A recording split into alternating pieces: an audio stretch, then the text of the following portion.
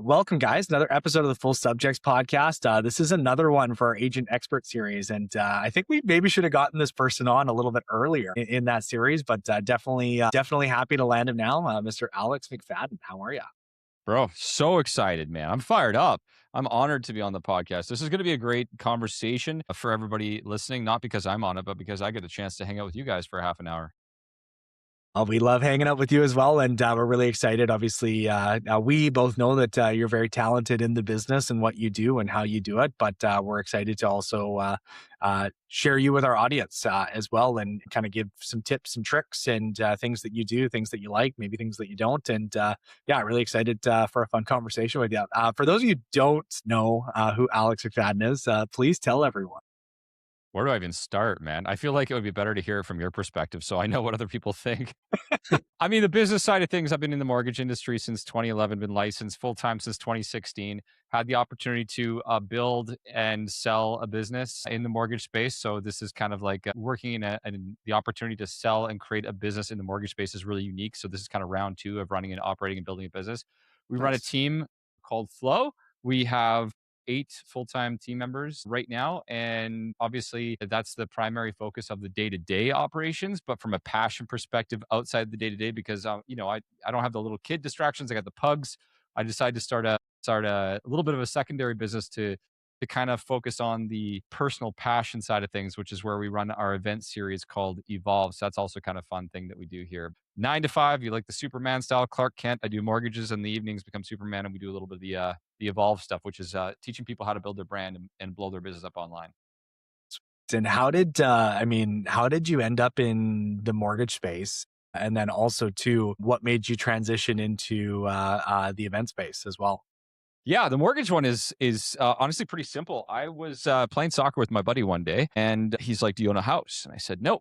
And he's like, "All right, let's go get you pre-approved to buy a house." I said, "I don't think I could do that, man. I just started my job 6 months ago. I do sales, and like I've never even thought about buying a house." He's like, "Great." This is 2009, guys. Like this is pre all of the guidelines, and so he helped me get pre-approved and buy a house like in 4 weeks. So I bought a house and I closed right before Christmas. And then he's like, "Sweet, man. Like, you seem pretty good at this stuff. Like, why don't you come and be a mortgage broker with me?" And I was like, "I don't think so, dude. I failed math in high school. It's not my forte." He's like, "It's not about math. It's about people and problem solving. And you're good at 2 of those things. So why don't you come do this for me?" So I eventually joined him. Little did I know he did not have a plan and or a business and or a company or anything. So once I got licensed, he said, "Come over to my house. We'll have some dinner and we'll figure this out." And so I went over to his house, had some dinner, and that was my training. It was a piece of paper and writing things down. Short version, we didn't work together very long. We worked together for about, it was a year and a half, but I didn't learn what I need to learn. And so I actually left the industry for a year, Austin. And without getting into the depths of that, I left the industry for about a year and I got relicensed in 2015. And that's kind of where I really started taking things more seriously. I quit my full-time job. I kind of came at it with a new conviction and off from there, my friend. So this is so funny Alex, to hear. What brought you back? Like you left, but you needed to come back, or what was the driving force? I missed mortgages. Yeah. No, so when I left the space, I felt pretty crappy. Like I felt pretty crummy, like I failed and I wasn't able to make it work. But I didn't realize it was because I just didn't really fully understand or have comprehension of what I was trying to do. And then when I left, something about me, you'll hear this in this conversation, is that I'm not afraid to tell my story. So not only did I hit a state of like actual and true depression in the year 2014, not a fun place to be, but I also got really sick. So in 2014, at the end of the year, Christmas time, I got pneumonia. I got really sick and I landed in the hospital, and I was in the hospital for about 2 weeks. And when I was there, I just realized how unhappy I'd been for an entire year, and had a very open conversation with my wife and said, "I don't think I can go back to doing whatever I was doing there for a year. I feel like I'm wasting my life." And so I left and I quit my job, and she supported that even though we didn't have much money. And during those 3 or 4 weeks after leaving the hospital, because I wasn't working, I had an opportunity to just go and talk to people, man, different industries, different things. Maybe I'll go back to school. Maybe I'll do this. Maybe I'll do that.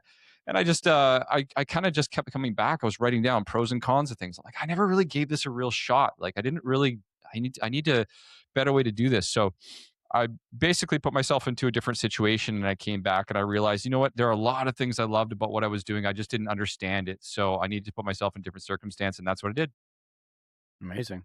That story is crazy to hear because, from what I know about you, you are like a systems assassin. You have guidelines and things that you follow. And to hear that you're training for the mortgage space was like, yeah, we'll come figure this out over dinner is just like mind blowing to me. I'm like, yeah, those two things are not connecting at all. Yeah. So, I mean, I'm an impulsive individual in the sense that when I have conviction on doing something, I don't need to know the path to get there as long as I know where I'm going. That Mhm. doesn't bother me, but I have systems that keep me going. So, for context, I mean, I look at it like this. I do not need to know all the answers to move forward at all in almost anything. I just need to know where I'm going. But in order for me to continue doing something at a high level to have success, I need to have structure to be able to support the continuity there. And that puts you into incredible rooms and insane places, and gives you crazy opportunities, and it also you have some pretty hard falls too. But the cool thing about that is the saying yes to a lot of stuff is that once you've built up a foundation, for example, in the case of a mortgage process, okay, I know how to do this thing, and I know I'm doing it right. Then once you're willing to commit the time to creating the systems, it's repeatable, and you're able to continue doing so at a high level, which is something I love doing. Yeah, no, that totally makes sense. You've kind of hinted at this, but obviously, you left the space, you came back to, I think, I don't want to say try it again or do it again, but do it right, I think is the way that you would probably kind of frame it of like, hey, I know what didn't work. And now it's time to figure out, what does it look like Alex McFadyen being a mortgage broker and running a mortgage business? What advice would you give to yourself on day one? And let's kind of morph that into if you were to start over today, what is the first thing that you're doing? I mean, I can tell you this: the first part, the advice part, is hard because I think that what had happened the first time had to happen for me to have the conviction to do the second time. So I don't think I'd change something from that context. But when I talk to people that are starting right now, usually the questions that they're asking are the wrong questions. And I think that if someone's getting into a new career or a new industry or a new space, it's all about, and this is the same in every part of your life. It's all about the questions that you ask and the people that you ask it to. Mhm. So for context, what typically happens is someone will want to enter an industry and they'll just look at the person that they know that's in the industry and just go join a brokerage of a friend or someone that they know, and they don't know what questions to ask. So that's fine. But what they really should do is go and seek the people who are where they are now or were just ahead of them. Go seek the people who might be ahead of that, and then go seek the people further ahead and ask those people the same questions as they work their way along.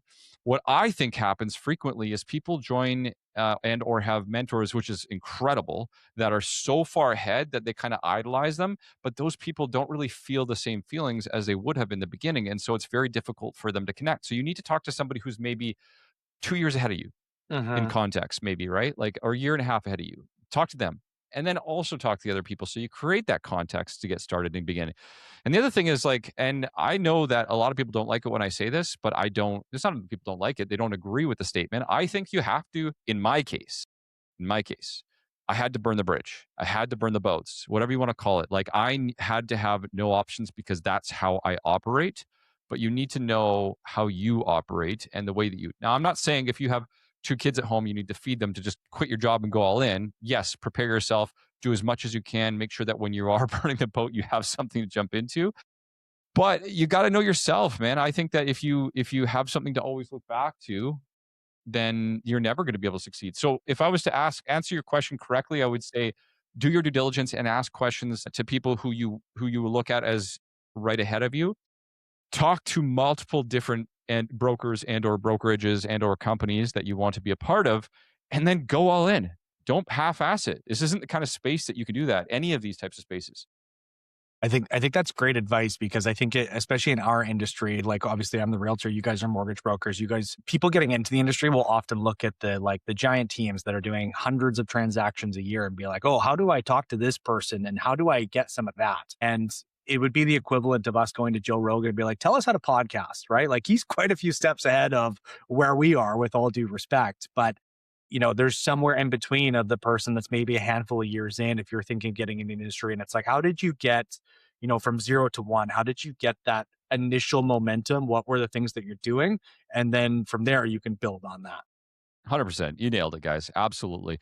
And I think it's again, to circle back, if you want to be better at what you do, ask better questions, but focus on what your specific goals and outcomes are. I think it does take people a little while to realize what it is that they want to do in a business or what type of life they want to live. And some people don't ever even recognize that. But having more clarity on that helps to get you in the right situations so that you're getting closer to what your version of success is. Because listen, not everybody wants to do the work that it takes to sell 50 homes in a year or 75 homes in a year.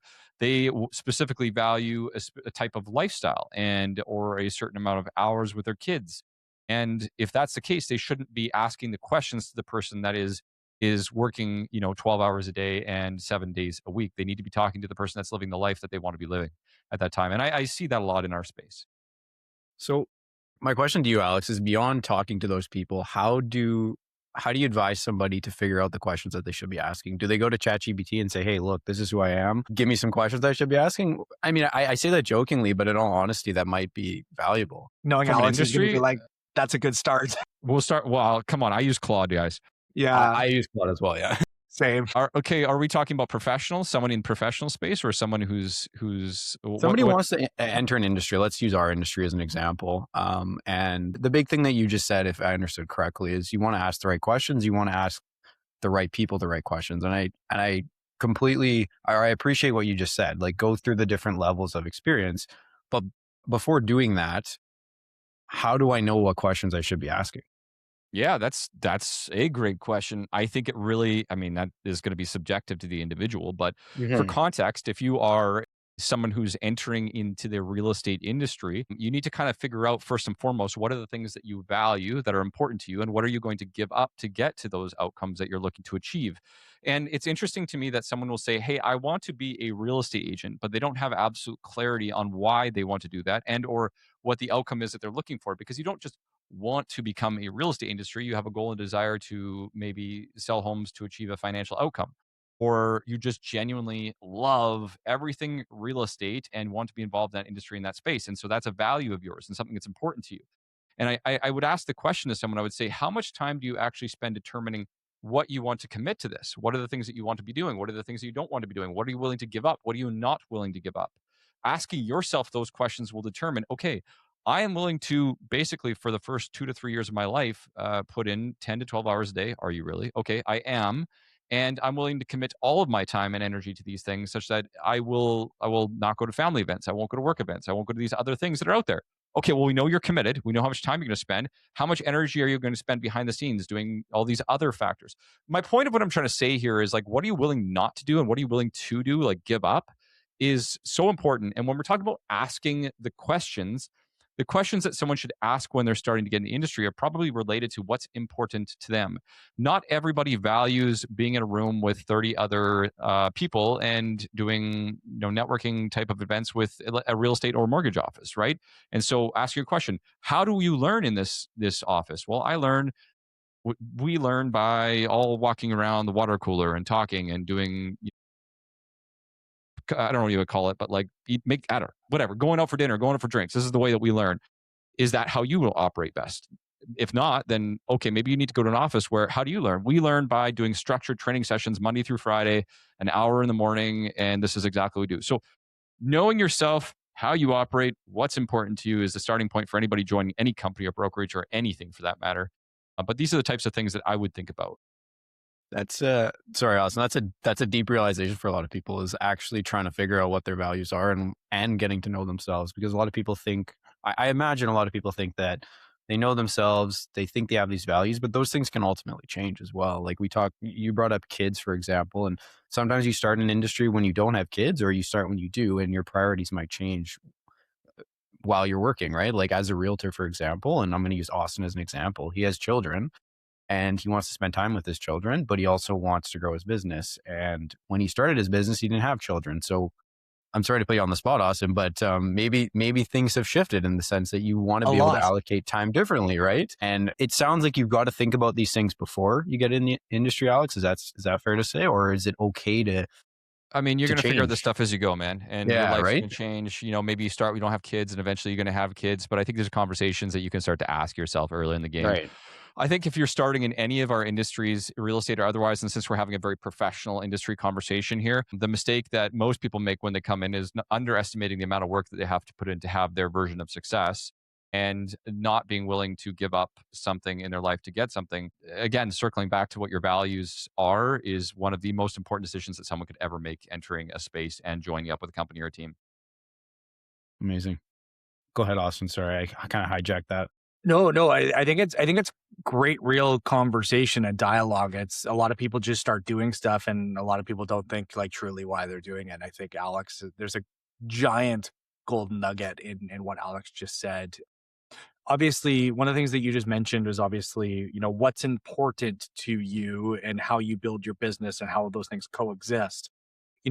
What are the things in your business that have been important to you and have led to success? And that can include things like keeping in contact with your clients, what things led to your business actually growing, tools that you use to maintain and service those people. Just that's very open-ended, but I'll let you run away with it.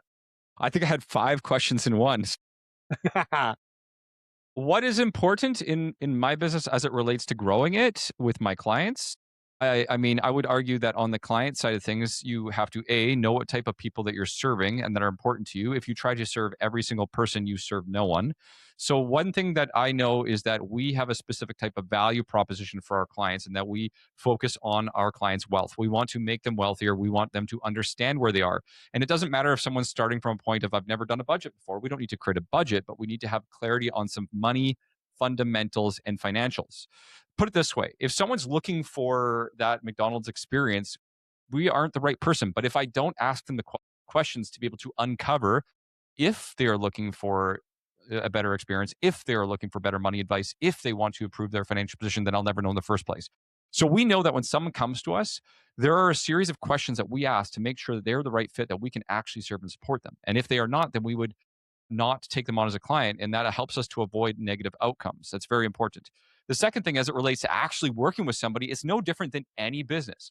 One of the most important things in every business is always knowing what's next, especially in the service industry. And so the way that we define that is by saying every single situation, every single phone call, here's what's next. It's not complex. It's not complicated. It's actually simple and straightforward. And our objective is that when we leave every single situation, we have articulated the why and the what's next, right?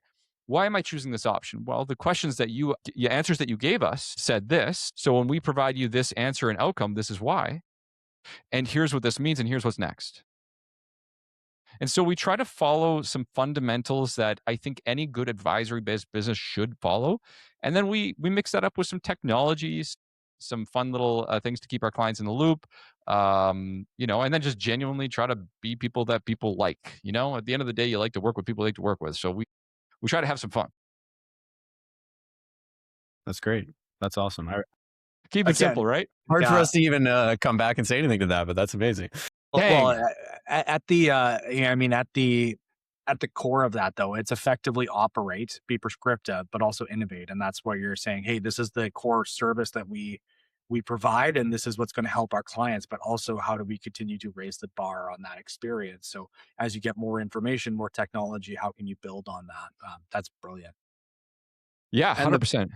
Sorry, Alex, a big one that I took away from that is it's okay to say no to clients. At the end of the day, if the fit's not the right fit, there might be somebody that is a better fit for that client. And that's hard for a lot of people that are getting into the industry, right? It's you want to take whatever you can, especially because you're just trying to make it work. But I think there's a lot to be said about that. And not everyone's going to feel comfortable turning somebody away, but I think there is a lot to be said about it. If you don't know who you can serve, then you cannot serve anyone. If you don't know what you are able to do and how you can help someone, then you cannot articulate who you can help and who you can serve, right? If you don't know who you serve, then you cannot serve anyone. What I was trying to articulate is that we have specific client avatars, if you will, that are the ideal type of person we know that we can serve, and we believe that we are best able to serve those types of people. Every now and then you get someone outside of those edges and you can make a decision. Is this my type of person, personality, connection, a situation? Do I have the capacity? If not, let it go. One of the biggest wastes of time that any service provider in any business or any industry can do is to try to help everyone. Because again, if you try to help everybody, you can't help anybody. How do you, let me ask you this, how do you navigate that situation? You have somebody that's not a good fit. Now, you obviously don't want your business to be looked upon negatively for, say, turning them away or for saying, hey, this isn't a good fit. How do you deal with that situation? I think you start by being honest. You let someone know. I spoke to a client yesterday, and their situation was one I know how to solve it, but I don't want to solve it. Okay. And it's not because I don't care about them. I deeply care about people who reach out to me. So I provided them with an outlook in terms of where they could go to solve this specific problem. But I know that from an energetic perspective, I do not enjoy solving the problem that they had. And so I was very upfront with them. I said, let me chat with you for a few minutes to understand your situation better. So I don't want to say no on the first conversation, right? I like to understand them. So they articulate to me what was the problem. I said, why did you come to me in the first place? Well, they found me through social media. They loved my content. They really liked my personality, like the fact that I don't seem to hide things. And I said, great, that's fantastic. So tell me what's the ideal outcome and what are you hoping for? And they told me, and I said, full transparency, this specific type of thing that you're looking to do is something that I would recommend that a professional do that is devoted to this one specific thing. I'm going to be very upfront with you. What it is it was they were looking at Smith maneuver and cash damming. Okay. I know exactly how this works. Back in 2018, 19, I got deep into the weeds of how this all works. I went through the course, went through the program, read the book, did the whole thing, and I got into it. And I started realizing that like it's a lot of time and energy, and it was something that either you go all in and do that one thing, or you don't do it at all. And after having helped some clients with some of them, I said, this is a very high level thing that you need to maintain with someone. I recommend that you work with an accountant and someone who maybe that is paid to specifically build the plan for you, because I'm not going to get paid to do this, nor does it make any sense for me to do that, because I don't think I'm the best person at this. And I think you need to deal with the best person at this sort of thing. So I articulated that to them and I explained what that would mean. And I introduced them to someone else. And now they're happy and working with someone else. And they're on their merry way. And they'll actually work with me through the mortgage. And they're going to work with somebody else to build the plan. So for context, it's like I understand it, but it doesn't mean I'm best at it, because why would I try to lie about that and give them a subpar experience? It's like the hockey player, man. It's like you could be a goalie and you could still play out. You could still play out. You could still play forward, but are you going to be the best? Probably not. So why not instead find somebody else to do that for you and stop the pucks instead? I think that's great. And I think it's a really good way for you to share the wealth, ultimately, I think is the way to look at it, and use the experts in that field where it's appropriate to do so, and ultimately build a connection with whoever that expert is as well. Because I imagine they appreciate the referral, they appreciate the business, and at the end of the day, there's a good chance that can be reciprocated in the future as well.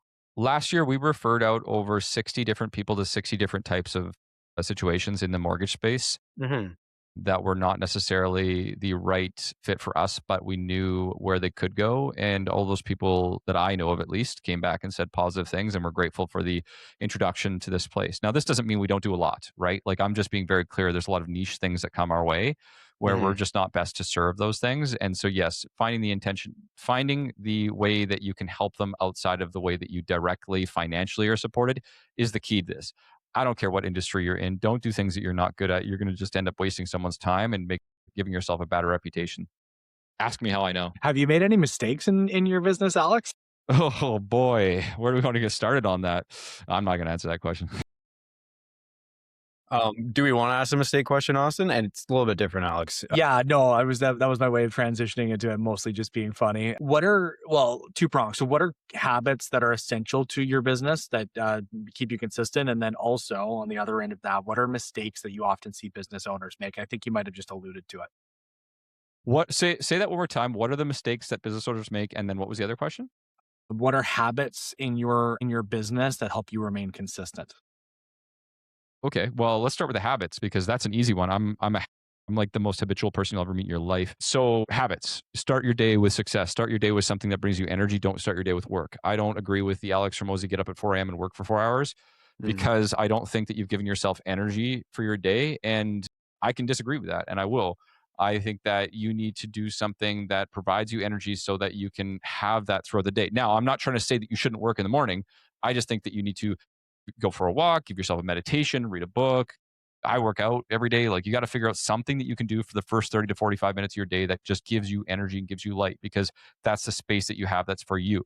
That will help you achieve a high level of success. So from a habit perspective, first thing I do every single day after I feed my pugs, of course, is exercise every day, every single day. And even on my rest days, I'll go for a walk. And that's the second thing is treat your business, treat your day, even if you're self-employed, as if you were operating a business, man. Like even if it's one person, get to your quote unquote desk on time, show up on time, be prepared for every single meeting as if it was your last meeting or the biggest meeting of your life. Show intentionality. Don't leave a conversation with someone wondering whether or not you were invested in that conversation ever. So when it comes to the question of like, what should a business owner do? They should, assuming they're in a service industry or they're an entrepreneur, they should treat their business as if it was like it, not from a anxiety perspective, but as if it wasn't there without them and they have to show up at the desk. They are their only employee. Show up at 8, show up at 9, whatever it is that you do, right? Show up with intentionality, be clear, be specific, have a vision, have a goal, and look to achieve that goal on a daily basis. You'll find that people that you meet that have a high level of success in any industry, in any space, whether it be in business or sports or anything of that nature, they all have common themes in that they specifically and clearly have a clear goal and a vision. They show up and they're very intentional. If you look at those 3 things, I think that's a pretty good sign for what you need to do going forward. Amazing. There was a follow-up question. I lost the Yeah. Do you want to talk about you've talked about it a little bit in terms of mistakes. We talked about getting into an industry. Everybody. Yeah. What's that? And then the questions you should be asking. But I'm curious, is there one thing that you see more commonly that people are doing when they're trying to start a business or when they're operating a business? Well, I mean, I think we kind of touched on that a little bit there, but I think to answer your question, what are things, if we haven't touched on it, you might have to block this out for a sec. Let me edit this for a sec. Let me think. Yeah, for sure. I'm chewing on this mentally for a second, so you could cut this. I apologize to make you do extra work. What is one thing that I have not said that I would like to say as far as that's concerned, a mistake that I would make?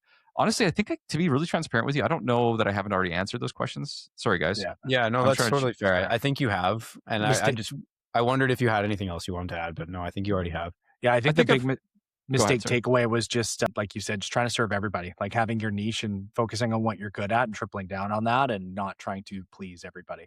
Yeah, well, when you're new in the business, you have to try a lot to figure out what you do and what you don't. And that's the one caveat to this whole thing is that if you are newer in this space, you probably do and should try a lot of different things to figure out what you like. Because I actually found there were certain parts of our industry that I really enjoyed that I didn't expect, that I was like, oh, like I'm actually really good at these things and I really like this. Like I didn't realize when I got into this that I would have such an extreme passion for teaching people about how to deal with money, especially on an emotional perspective. And it's not to say that I do coaching sessions on that matter, but I like the conversations a lot. And that was something that if I look back, I don't think I ever in a million years would have thought that would be something I'd be passionate on. But what happened is I realized that through my previous trauma around money, it created and instilled certain beliefs that took me a long time to break. And it wasn't until I started to journal and understand what happened and why it happened that I was able to have some freedom to help someone else. And now I'm convicted in the matter. And now I realize, holy crap, like this is the type of person and or people that I genuinely do love to help. That's amazing. We're getting close on time here. There's 2 questions I want to ask, if you don't mind. So the first one is favorite book or podcast, or it doesn't have to be a favorite, maybe something you're listening to or reading right now.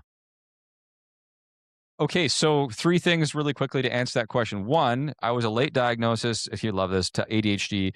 And I got diagnosed 3 separate times because I did not believe any of them. I thought they were all full of shit. This is true. Ask my wife. I said, nope, not true. It was actually my therapist that told me I need to go get checked.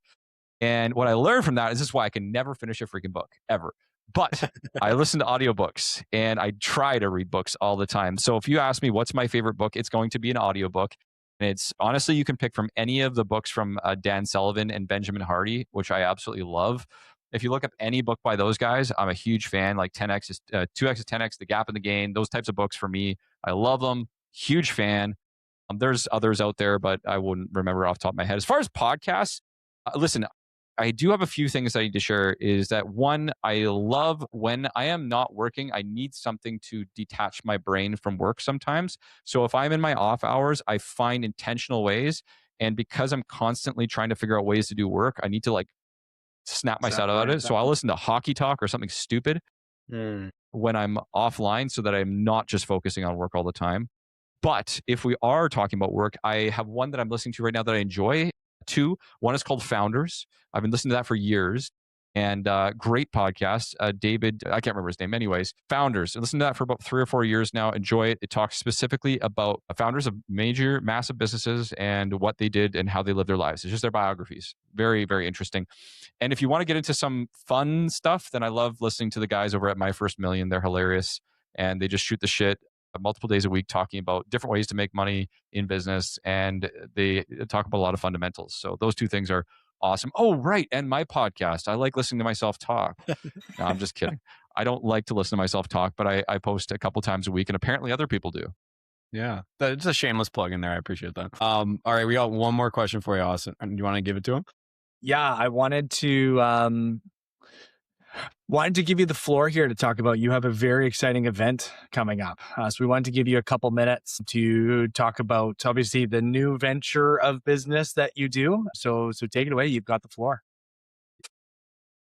Back in 2023, I had recently sold my shares in my previous mortgage company. And there was a period of time for a few months where I was honestly a little bit unsure what I wanted to do. And I was a bit lost. And a friend of mine who I had become online Instagram friends with reached out to me and he said, Alex, you should come to my event. It's in San Diego. I'm going to bring together 100 amazing entrepreneurs, and I'm going to bring in some crazy speakers who are going to blow the roof off the place. You need to be here. And I was like, hell yeah, let's go. And then he sent me the bill and I was like, oh my God, that's a lot. But I looked at my wife and I said, I feel like I have to do this. So it was like, it wasn't a one-time event. It was like a commitment for 6 months or something, but it was like 2 events, and he wrote me in anyway. So I paid $16,000 and I hopped on a flight a week later and went to San Diego, and I got in a room with 100 business owners, entrepreneurs, people of all different situations, some that were relatively new, some that have been around for 10, 15 years. And in that event with the speakers and with the people there, it just changed my life. It really impacted me in such a way where I was in this negative mental space, and it just completely flip-flopped me into such a positive, opportunistic place to say, holy crap, the world is my oyster. Let's freaking go. And from there on, I had such conviction and belief in being in the room and constantly getting around people that were achievers and that were looking for ways. And yes, they were talking about things that you could do in your business, how to create your brand, how to teach your team, how to grow a business that is not only incredibly that you can be proud of, but one that you can step away from, right? And anyways, that continued until when I went to speak at an event, which was crazy in Mexico. And I was like, man, I want to do this. This is so cool. Let's do this. So I put a deposit down when I was in Mexico on a location with no plan, no speakers, no nothing, and not enough time. And I said, I'm going to do an event. And I gave myself 3 months. That was crazy. But through that network of people that I met, I found professional people who were insanely good at what they did, that were high level experience, that donated their time and showed up and blew the roof off of 100 paying people that just trusted me and put their money and their time out. And I created an event that changed the lives of so many people that I don't even know how to answer, to talk about it. So I did that one event, and it was the most exhausting emotional experience it was like I had a hangover for a week afterwards. And I was like, man, I don't think I can do this again. But here we are, a year later, we're doing it all over again. In fact, we're expanding it to more people. I put more money on the line. This time I went way bigger with the speakers, way bigger with the events. I hired an actual event planner. And we're trying to sell out an event in a recessionary situation to people who are making less money, which is the hardest thing to ever freaking do. When it's 2021 and everybody's making money, everybody will pay for everything. When it's 2026 and everybody says they're broke, they won't commit to themselves. But there's a few things I've learned from this. Number one, I am very convicted of this because I've had 12 separate people message me from the first event, told me they quit their jobs and they've had the best years of their lives because of that. That's of those people. On top of that, I've had more messages from people than I can even spit out, telling me that their lives changed because of that experience and the people that they were in the room with. Like so many people that I just feel so convicted. So we're going to make it better. The speakers that come have been told, you do not sell, you give. All you do is give. And that's why they were chosen. The intention is to help people create a brand that resonates, to get them out of being good enough, because now it's harder than ever to stand out, to overcome the slop of AI, to be connected with other founders and business owners who aren't just in your industry, that are doing crazy shit that you wish you could do, who are willing to tell you everything that they ever did to get to a better place. So we're doing that on April 10th in Kelowna, and we're about to change lives. My goal of over 100 people. Yeah, that's it, man. I'm convicted. We will change lives. I want to this year have 20 people message me and say that they had the best years of their life. I want to see that this business and that business got together because of the event and they did something magical. I want someone to walk away from that feeling as inspired and as positive as I did the first time around. And by the way, this isn't just fluff random people who are doing the circuit. These are people that I'm flying in from Miami, Las Vegas, New Orleans, Los Angeles. Like I got people that I'm flying in from everywhere and actually paying them a lot of money this time to show up and make sure that they give away every single thing that they have. Conviction is high. We're going to change lives. And all honesty, Austin and Cole and anybody that's listening, this is costing me money to put on. This is not a money maker. This is an opportunity for me to give my passion to other people, and this is my way to donate. So I'm excited about this. Wow. It's hard to follow that up, but that was incredible. That was amazing, man. I can just from listening to you and seeing obviously the passion that you're talking with, like I can really feel the conviction that you have in this event and helping people and changing lives. And yeah, we thank you so much for 40 minutes of your time today. This has been absolutely amazing. Where can people find you if they want to catch more of your content or get to know you a little bit better? Well, we didn't actually talk about the brand stuff today at all, but you can find me on Instagram at the Mortgage Pug, which is a story for another day, I suppose, or at Flow Mortgage Co. if you want the company. But for those who are listening to this and they're even at a point in their lives where they know they can do more, be more, or have more capacity, just send me a DM on Instagram as event. I'll send you details, or just follow.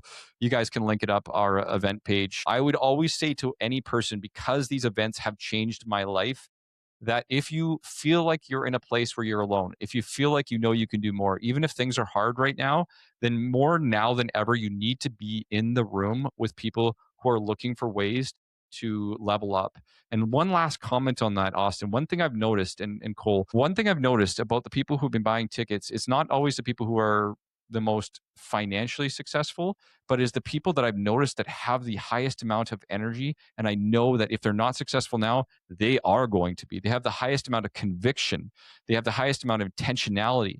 And so part of putting this on is curating the people who really, really, really want to grow. And it's insane because I have people who, one guy who just exited an 8-figure business, and he was one of the first people to buy tickets. Another person I know right now who generated tens of millions of dollars last year, bought like the VIP and other tickets for all the people he knew and said, you need to be in this room. You need to be there.